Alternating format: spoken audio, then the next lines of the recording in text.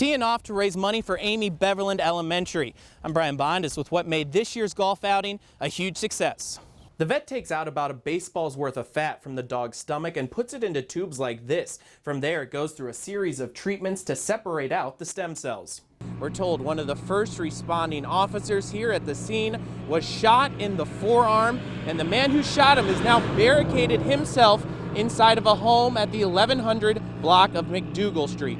Now, a lot of police presence here, and you just saw that fire truck go by. This is still a very, very active scene. Saving lives to the tune of staying alive. I'm Brian Bondus with a new force of first responders that work at some of Indy's busiest places. After the explosion, Savannah Taylor rolled underneath the garage that was cracked, but then had to go back inside to save her 4-year-old child who was asleep on the bed. The group then posted the flyer on every pole, house, and business they could find in the city. Inside this beautiful home on Oak Drive in Clayton, Indiana. It got to the point where I couldn't do anything besides get sick and sleep.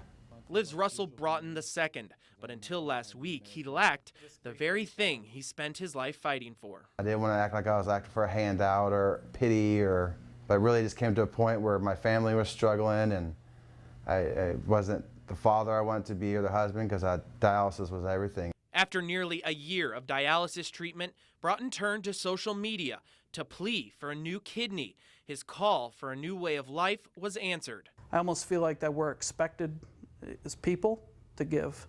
Andrew Coughlin and Russell Broughton served together in Iraq during Operation Freedom for Bravo Company 132 Infantry 10th Mountain Division. However, they were in different platoons and had little interaction.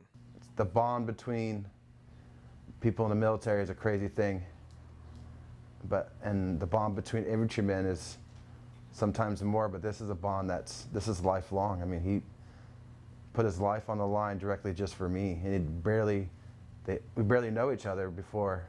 The transplant took place Friday.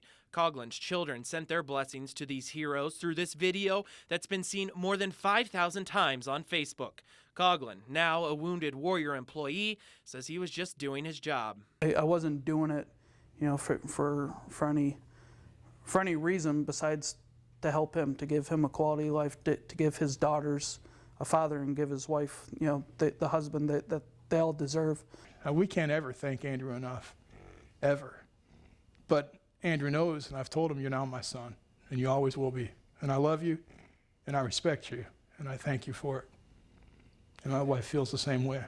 He changed my life within a 4-hour period. My life is 100% different. A life that continues to serve others with a brother who has his back. In Clayton, Brian Bondus, Fox 59 News.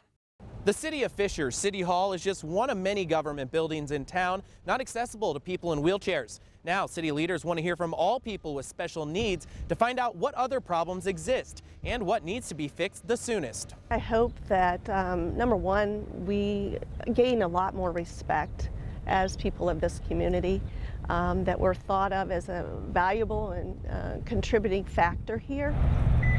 Stacy Oldham is part of Fisher's American Disabilities Act Task Force. This is the second go-around for the group. Several years ago, the task force addressed curbs and sidewalks in the city to make them more accessible to people like Stacy in wheelchairs and scooters. Phase 2 will be starting to look at our facilities, the buildings, our parking, for every city property, from City Hall to our parks, to understand where are we compliant, where are we not. Fisher's deputy mayor says the task force met earlier this month, the meeting coinciding with Disabilities Awareness Month. And some of those upgrades, they can be the type of door handle you have, to what's the entrance like, are your doorways wide enough, is your parking identified in the correct way.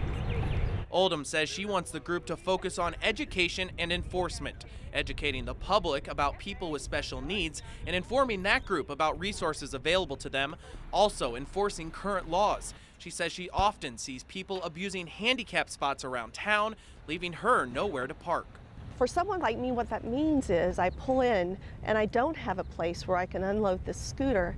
That's very difficult. I have to just go home, and I'm not able to shop. Reporting in Fishers, Brian Bondus, Fox 59 News.